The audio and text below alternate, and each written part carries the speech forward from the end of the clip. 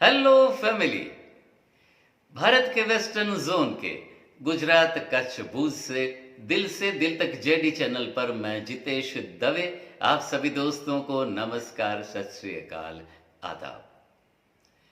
दोस्तों, जब से हमने मोहम्मद रफी साहब की एक्सक्लूसिवली स्टोरी आप सबके सामने रखना शुरू किया, तब से आप माने या ना माने, लेकिन सही मानों में मेरे पास तकरीबन 22 कहानियां थी मोहम्मद रफी साहब से वाबस्ता। लेकिन दोस्तों, आज 1 साल मुकम्मल हुआ है। तकरीबन 100 के आसपास हमने मोहम्मद रफी साहब की कहानियां रखी है, उनकी जीवन यात्रा के साथ जुड़ी हुई।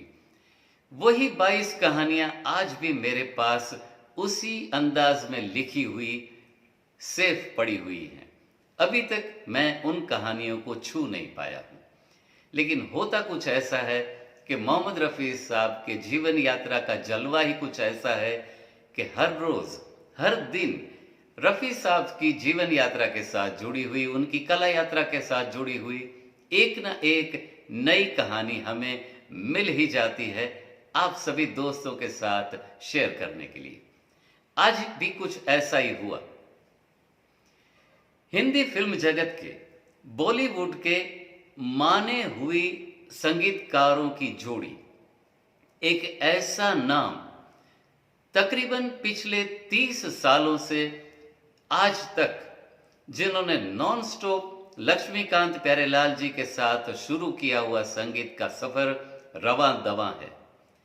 आज शायद ही बॉलीवुड की एक ही फिल्म ऐसी बनती हो जिनमें ये दोनों संगीतकारों ने, जिनकी रिदम को अरेंज ना किया हो, कंपोजिशन में उनका श्रेय ना हो।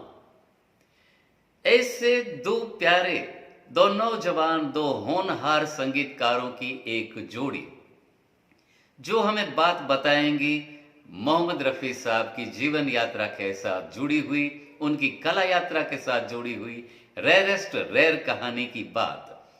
दोस्तों, मैं बात कर रहा हूं बॉलीवुड के ढोल किंग ड्यूओ जनाब हनीफ असलम साहब की।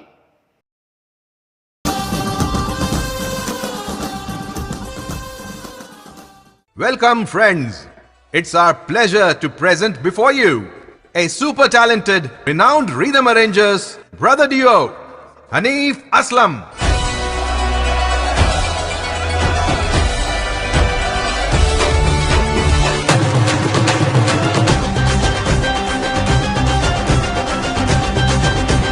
Their 30 years illustrative musical journey shines bright with more than 1,000 plus songs, and their integral association as dhol players cum rhythm arrangers for A.R. Rahman, Salim Suleiman, Ismail Darbar and many more. The versatile duo of Hanif Aslam. The musical success of some popular serials such as Tarak Mehta Ka Ulta Chashma, Filmfare Awards, Mirchi Awards and many more could not have been complete without the contributions from Hanif Aslam. Live Navratri celebration with Hanif Aslam is a treat to watch and nothing less than a heavenly experience. Felicitated by Honorable PM Shri Narendra Modi ji, Hanif Aslam are here to enthrall all of you in a never before heavenly experience. मारी entry यार, दिल में बजी घंटी यार,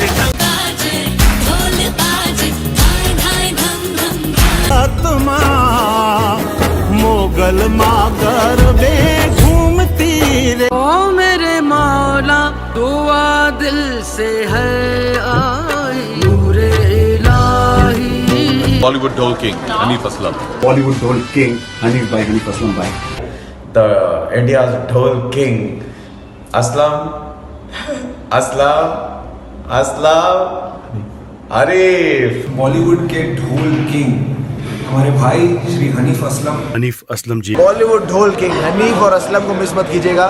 बॉलीवुड ढोल king Hanif ji और Aslam ji, rock stars Hanif Aslam. Especially is going to get better because of Hanif Aslam. Bollywood Dhol King, Hanif bhai and Aslam bhai. Hanif Aslam, Bollywood king ढोल। हनीफ और असलम। जब भी हिंदी फिल्म म्यूजिक में ढोल बजता है तब सिर्फ एक ही नाम आता है। वैसे ये दोनों भाई हैं, हनीफ और असलम, और इतना शानदार ढोल बजाते हैं कि क्या कहें।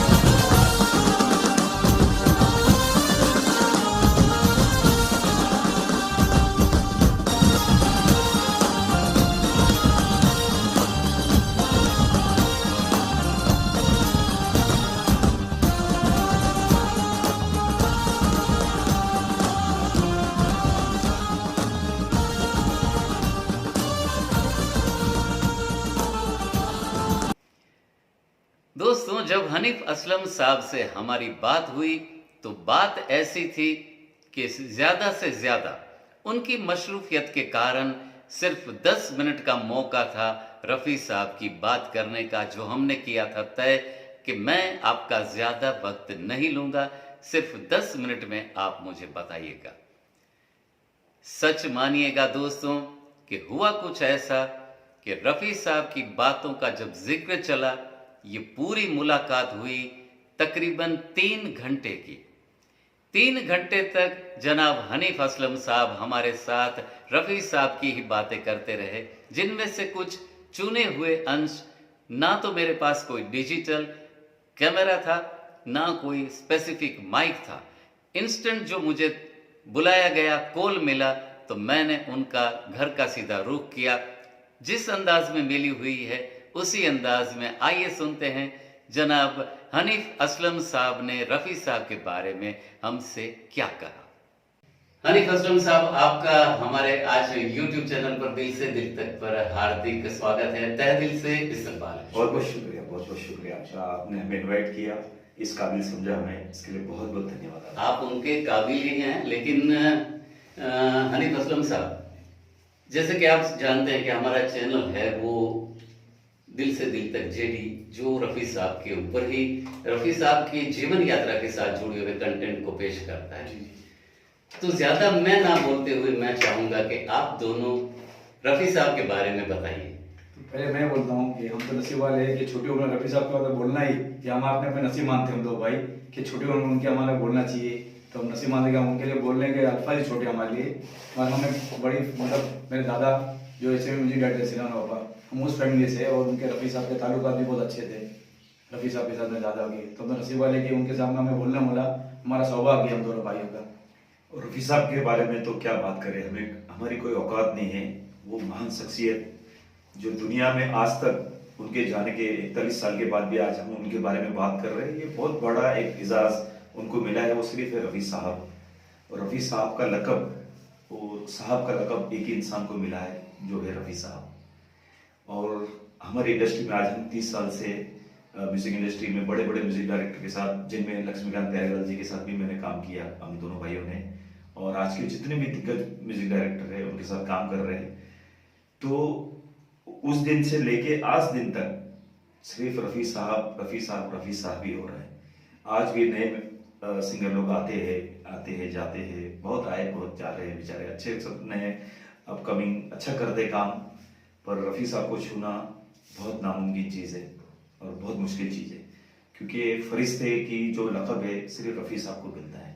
ये हमने प्यारे जी के मुँह से सुना था, क्योंकि हम प्यारे भाई के बहुत सारे गाने में काम किए, रिदम अरेंज किया मैंने।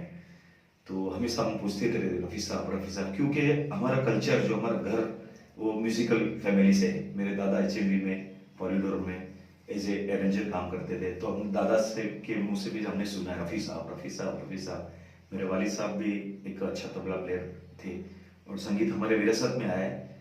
तो आज भी हम यंग जनरेशन के साथ काम करते हैं, लेकिन गाने सुनते हैं सिर्फ रफ़ी साहब के, कि उनका रूह से निकला हुआ गाना है, आवाज से, गले से नहीं निकला हुआ। रफ़ी साहब के गानों में रफ़ी साहब की रूह जुड़ी हुई, इसीलिए रफ़ी साहब बोला जाता है।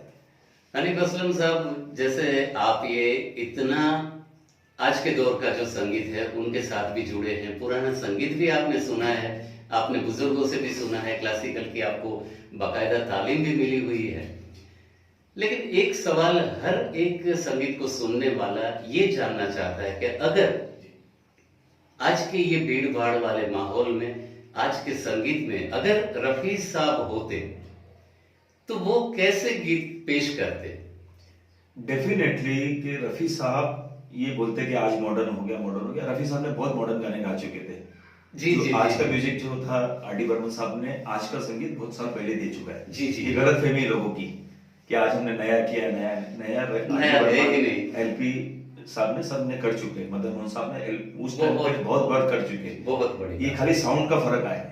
जो इलेक्ट्रॉनिक साउंड आज यूज हो रहा है गानों में, एकोस्टिक खत्म हो गया, स्ट्रिंग्स खत्म हो गया, ढोलक तबला खत्म हो गया, खाली वो इंस्ट्रूमेंट खत्म हो गई, आवाज खत्म नहीं हुई। आवाज कैसे खत्म हो? मतलब तो वही हुआ कि नक्शे कदम तो वो बना कर गए हैं, आज हमें सिर्फ उन पर चलना ही। उन्होंने वो एक मिसाल दी। उन्होंने संगीत खत्म नहीं होता, एंड नहीं होता, पर उन्होंने ऐसी मिसाल कायम की, ऐसे गाने गाए कि मतलब इम्पॉसिबल गाने रफी साहब ने भी गाए। अच्छा, रफी साहब ने क्लासिकल गाया, गजल गाई, हर जॉनर का गाना रफी साहब ने गाया।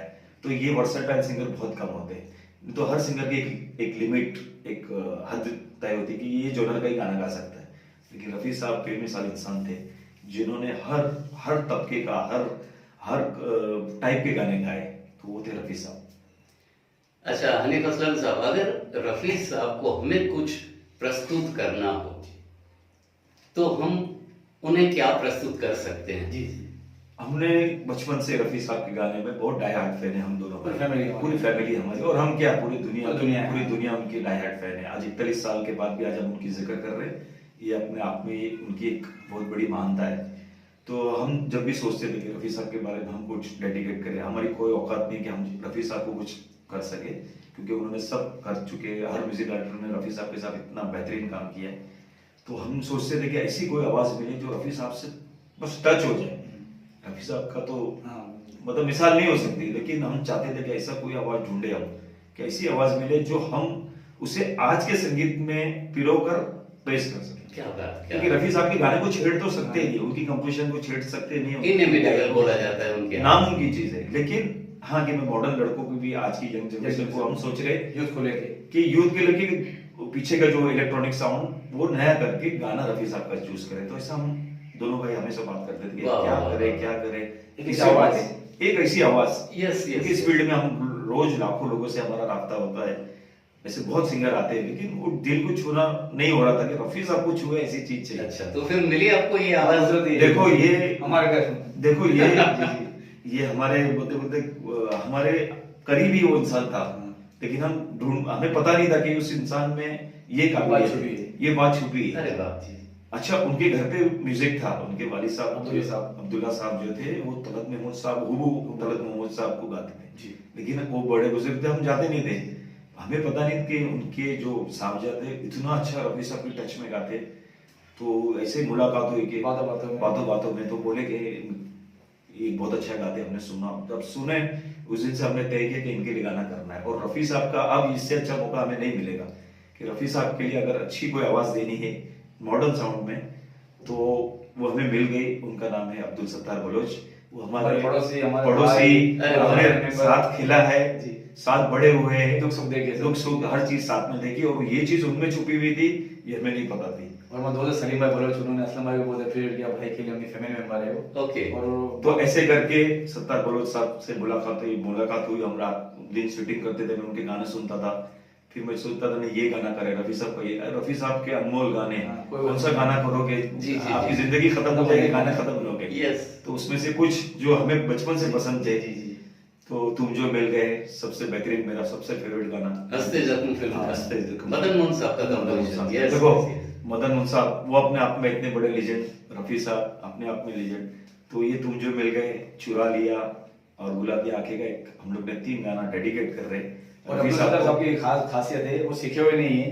अच्छा। हाँ, संगीत सीखे हुए नहीं, स्टूडियो फर्स्ट टाइम गए, और हमको उनकी वॉइस रूहानियत जी में असलम भाई को बहुत कुदरती बख्शिश है कि वो सुन लेते। तो इनकी खास ये है कि ना सीखे हुए ना संगीत खाली सुना हुआ है। ये बोले कान से नहीं, कान से बड़ा होता है, तो कान से असलम भाई ने पकड़ लिया। अच्छा, वो अब्दुल सत्तार साहब भी अपने वालिद को सुन के उन्होंने ये विरासत में उनको भी मिला जी। क्या बात। तो अभी आ जाएगी, बस अब कुछ करीब 10-15 दिनों में हमारा गाना इंशाल्लाह रिलीज हो जाएगी।